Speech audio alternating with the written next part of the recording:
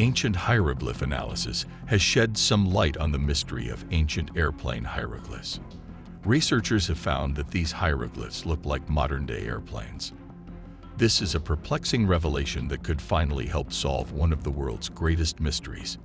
The discovery of ancient airplane hieroglyphs has led to many speculations on how it could be possible for ancient people to fly in an aircraft, which was not invented until 1903.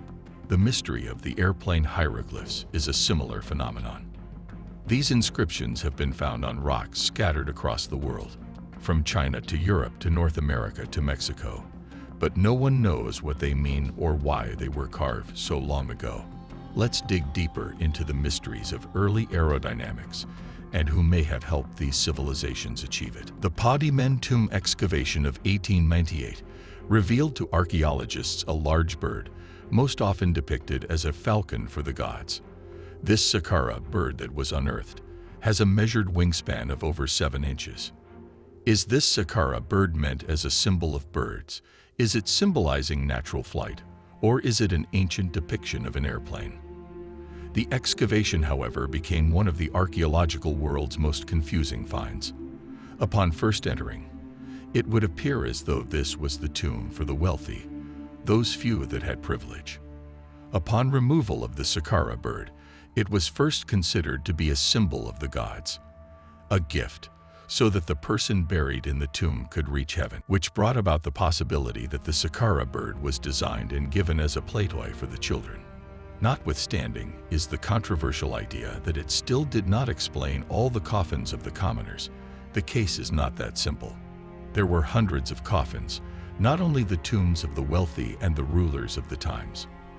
There were also those archaeological persons who deemed the bird as a sort of boomerang, used for hunting.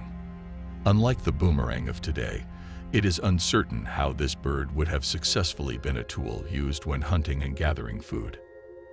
There are some pictograms that show a type of bird that is similar to the Saqqara bird, used as a mass symbol on elite ships and boats used for festivals in early times. Is it actually so far-fetched to deem this bird as a depiction of the first aircraft designed? Not according to the Egyptian physician and dowser Khalil Messiah. He has often speculated this theory. When one looks at the design of the Saqqara bird and then at an airplane, there could be very little doubt. Egyptologists are not willing to see this as a possibility. Apparently, there was no thought of flight before Orville and Wilbur Wright. That, in itself, is highly controversial. Were there beings intelligent enough to consider air travel in ancient times? How else can it be explained that the Saqqara bird resembles an airplane? Simon Sanderson does not believe that the Saqqara bird is a toy. He sets the bird on a shelf in room 22 of the Egyptian Museum. Underneath the Saqqara is the inscription, "I want to fly." According to his thoughts, he believes that ancient Egyptians had developed a model of a full-sized gliding machine. The measurements would be in the correct range as what we know as an airplane. Constructing a model is the first step to determine if the ancient Egyptians had a knowledge of aerodynamics. It took 4,000 years, but we now believe Egyptians had a hand in flying machines, at least the general idea of them. When it comes to aerodynamics, there is no logic in assuming that flight came from the last couple of thousand years. Although not a popular belief, there are plenty of petroglyphs that depict what appear to be astronauts, hieroglyphs that seem to show spacecraft or other flying machines. Why do scientists insist that it is impossible when the proof is shown to us by those who lived long before us? It is widely believed, based on ancient mythologies, that there were indeed flying machines of some type. These due to the beliefs that gods and other creators descended from the heavens to continue creating. Hindu mythology also calls into logic the mystical flying vimana, which were flown by their avatars and gods. Over the numerous mentions of these vimana flying from place to place, mentioned in the Ramayana, places these in the 4th and 5th centuries. According to gaps within documented historical and archaeological evidence, the out-of-sequence gaps point to the artwork and legends of the times showing flying chariots in the air, beings that resemble present-day astronauts. Is there any reality that these proponents base the theories on? other than the artwork and words written in different texts, such as the Ramayana. However, these same believers will argue that many humans were descendants or creations of extraterrestrials. Again, we have the battle between religion and science. Will there ever be enough proof on either side to make believers out of the other side? If there was no such thing as flying crafts, aerodynamics, then why are there pictures of the exact objects left from our earliest ancestors? Which side of the logic do you sit on? Biblically speaking, God created the heavens and earth. Does this not mean He also created other planets and beings? The Bible states He is all-knowing, all-seeing, and all-powerful. Did ancient civilizations know how to create stories about aliens, about mystical ships? Simply stated, they say a picture is worth 1,000 words. I suggest doubters check out the petroglyphs from Val Camonica in Italy. They can also check out artifacts such as the Mesopotamian cylinder seal. How can it be that an entire civilization can create depictions of modern-day airplanes and other artifacts that appear to show the evolution of airplanes and aerodynamics? There are roughly 12 golden artifacts that were found in Colombia. These artifacts were made by the Quimbaya civilization. These are considered to be out-of-place artifacts due to depicting modern-day technology. Each of these figurines are measured at 2 to 3 inches.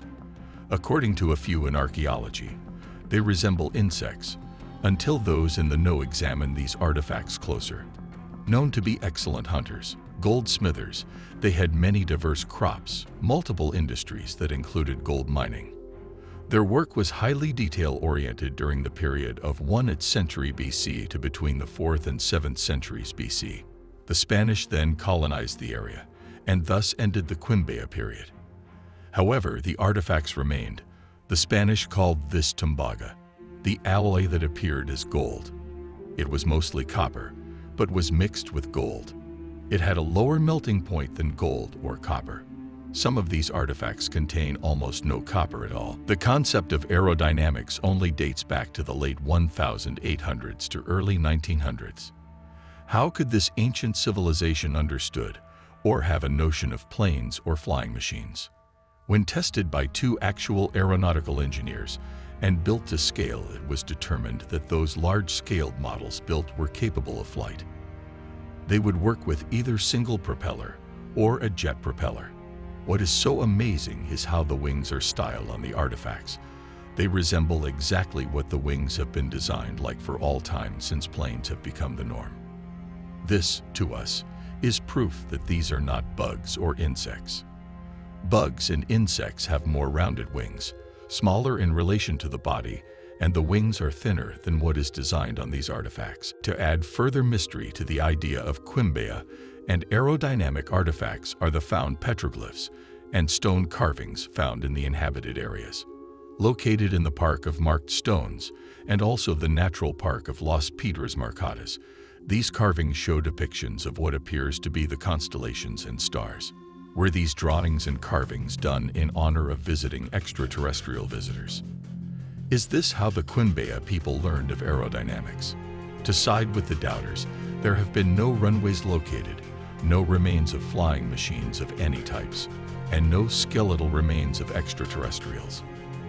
The facts still lead back to when built to scale size. These objects were able to fly through the air. The carvings and depictions in stone show the constellations and planets. Were these directions leading to other worlds? It is simple to say this is another mystery that may remain a mystery for a long period of time. The naysayers will only be able to doubt for so long. The specs that these artifacts are built to are near impossible to argue with. Perhaps we will never know the true origin of these early aerodynamics achieved by ancient societies. Stay tuned for more next time. If you like this video, hit the thumbs up icon. Don't forget to subscribe and hit the bell icon to get notifications for new videos.